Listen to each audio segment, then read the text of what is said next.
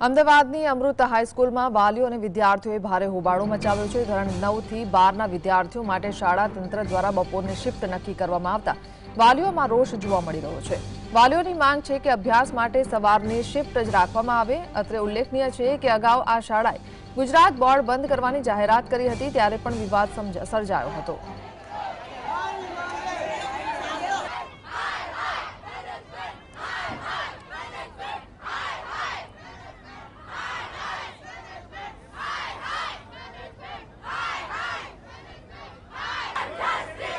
અમદાવાદની અમૃત હાઈસ્કૂલમાં વાલીઓ અને વિદ્યાર્થીઓએ ભારે હોબાળો મચાવ્યો છે।